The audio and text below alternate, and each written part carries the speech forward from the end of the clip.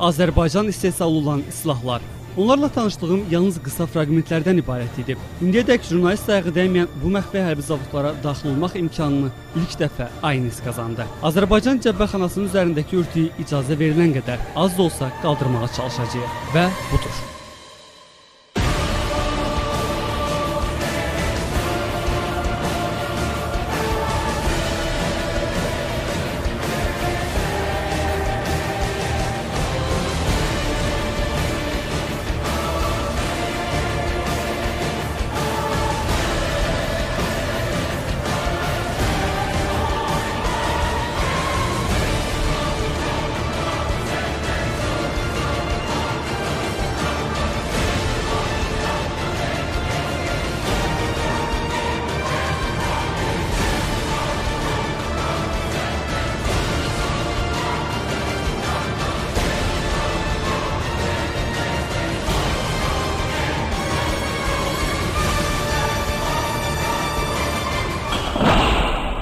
Ölmədik, bugün də gördük. Ətrafa boylandıqca ağla gələn ilk fikir budur. Dörd bir yanda Azərbaycan istehsalı olan silah-sursat və hərbi sənaye möcüzələri yaradan Azərbaycanlılar. O Azərbaycanlılar ki, cəmi 100 il bundan əvvəl Çar Rusiyası tərəfindən məqsədli şəkildə hərb sənətinə buraxılmır, hərbi sənayedən uzaq saxlanılırdı. O Azərbaycanlılar ki, Cümhuriyyət dövründə hərbi sənayesini qurmağa cəhd etdi, amma Sovet işğalı buna macal vermədi. O Azərbaycanlılar ki, 1970-ci ilə qədər cəmi 4 müdafiə təyinatlı zavoda malik olsa da, bu zavodların yalnız adı onun idi. İstehsal etdiyi məhdud sayda və natamam hərbi sursatlar isə başqa ölkələrə, oradan SSR-nin ümumi cəbhəxanasına göndərilirdi. İndiki Azərbaycanın hərbi sənaye kompleksinin özlüyü isə 20-ci əsrin 70-ci illərindən sonra qoyulur. Bakı, Sumqayıt, Gəncə və digər şəhərlərdə müdafiə təyinatlı elmi və istehsalat müəssisələri yaradılır. Amma 1982-ci ildən sonra, yəni Heydər Əliyevin Bakını tərk edib Moskvaya rəhbərliyə getməsindən sonra bu sahədə geriləmələr başlayır. 1987-93-cü illərdə bu zavodların çoxu fəaliyyətini dayandırır, avadanlıqları dağıdılır. Nəticə özünü istiqlaliyyətimizin ilk illərində 1-ci Qarabağ müharibəsinə göstərir. Cəbhədə silah-sursat çatışmır, o dövr üçün ordunun malik olduğu köhnə və nasaz hərbi texnika savaş meydanında yolu yarımçıq qoyur, itkiləri artırır, bütövlükdə ölkənin müdafiə qabiliyyətini zəiflədirdi. Əvəzində hərbi sənayesi iflic vəziyyətində olan ölkənin silah-sursat, hərbi texnika istiqamətində xarici dövlətlərdən asılılığı güclənirdi. Effektiv işləməyən bu yol iqtisadiyyatı çökdürür, yeni ərazi və canlı qüvvə itkilərinə rəvac verirdi. Ölkə daxilində yalnız 16 lüləli qrat qurğusu yığılırdı ki, onun da nişangahı yox idi. Tələbat ödənilmirdi. Uçevni avtomatdır, atırsan iynəsi içindən pistonla kilizlə bir yerdə çıxıb gedir. Bax.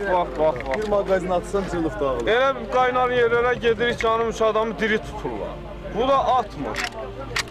Bax, indi bununla mən nə edeyim? Olmaz axı, qurban olum sağ.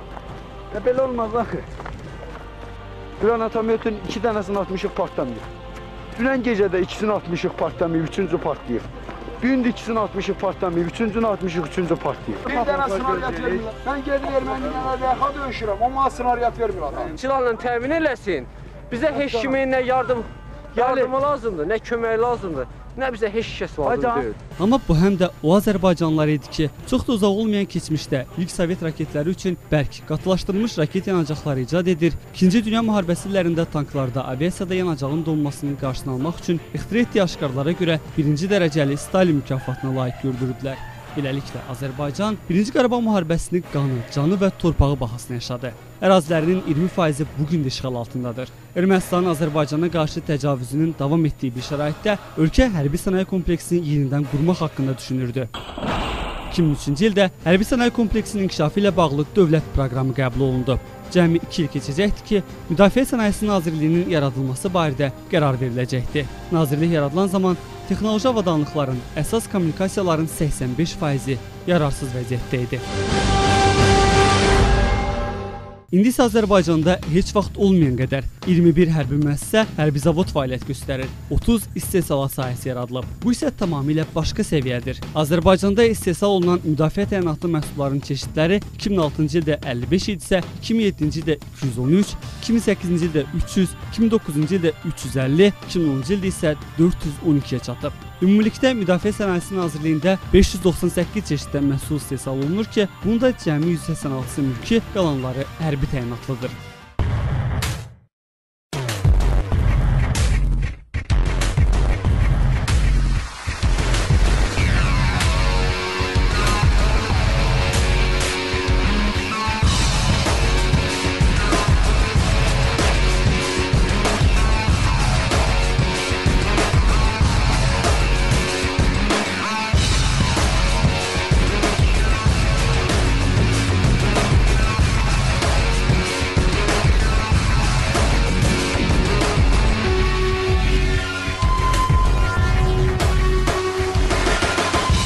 İstiqlal.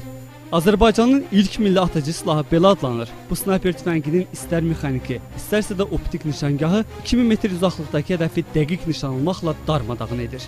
Onu yerinə yetirdiyi döyüş funksiyalarının çeşidi çox böyükdür. Hətta dənizdə yüngül gəmilərlə də mübarizə aparmağa qadirdir. Çapı 14,5 mm olan bu tüfəngdə müxtəlif növ gülləli, zirehdelən yandırıcı iz buraxan, ani təsirli yandırıcı gülləli patronlardan istifadə etmək mümkündür. Dünyanın silah istehsalçılarını heyran qoyan əfsanəvi İstiqlal snayper tüfəngi budur. Azərbaycan istehsalı olan bu snayper tüfəngini elə Azərbaycan istehsalı olan patronlarla atırıq. Yağmur, palçıq, qar və toz təsirinə davamlı İstiqlal mənfi 50 və müsbət 50 dərəcə temperaturlarda belə sərrast atış aparmağa qadirdir. Bu silah taktiki texniki xüsusiyyətlərinə görə həm də bölgələrində, həm də NATO ordularında istifadə olunan analoqlarını geridə qoyur. Təkcə onu demək kifayətdir ki, İstiqlal dünyada məşhur, bu bazarda çoxdan rəqib tanımayan Cənubi Afrika Respublikasının istehsalı olan MTB 14,5-i xeyli üstələyir.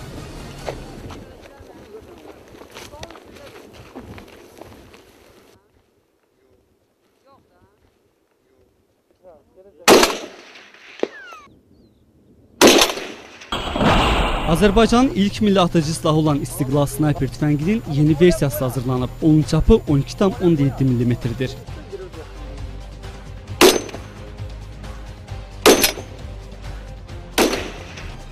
Əgərləri torpaqlarımızı danışıqlar yolu ilə azad edə bilməsək, hərb yolu qaçılmazdır. Təbii, Müdafiə Sənayesi Nazirliyi bu tək bu gün yox, yarandığı ilk gündən bu istiqamətdə öz işlərini görür. Əgərləri müharibə başlayarsa, Azərbaycan Müdafiə Sənayesi Nazirliyi ordumuzu və digər qoşun birləşmələrini bütün atıcı, artilleriya silahları, döyüş sursatları ilə, hərbi texnika ilə təmin etməyə qadirdir. Artıq Müdafiə Sənayesi Nazirliyinin müəssisələrində döyüş patronları da buraxılır. Bunun üçün bütün şərait yaradılıb.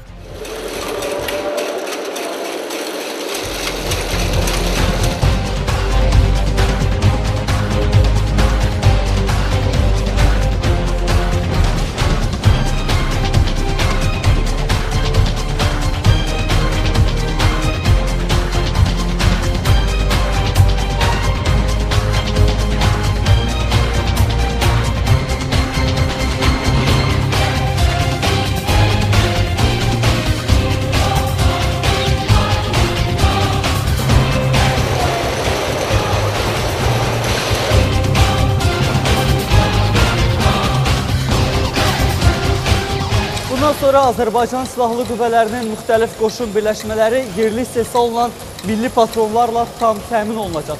Artıq bu patronların seriyalı istehsalına başlanılıb. Müharibə başlanacağı təqdirdə isə bu patronlar Azərbaycan torpaqlarının azad olunmasında istifadə olunacaq.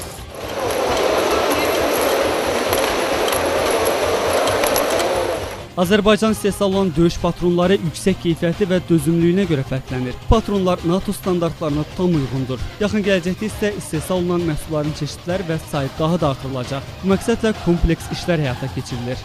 Son texnologiya, son nailiyyətlərindən əldə olunmuş ən yeni sürsat növləri istehsal olunur ki, bunlar da beynəlxalq standartlara cavab verir və demək olar ki, uzun müddət öz tarixi ilə, öz istehsalı ilə fəxr etmiş bəzi müəssisələrdən öz göstəricilərinə görə irəli getmişdir. İstifadə olunan bütün sürsatlar Azərbaycan ordusuna lazım olan başqa dövlətlərin asıllığını tam aradan qaldırmış və Azərbaycan ordusuna, Azərbaycan güc strukturlarına lazım olan bütün növ silah, sürsat istehsalını tam həyata keçirmişik. İstehsal etdiyimiz məmulatlardan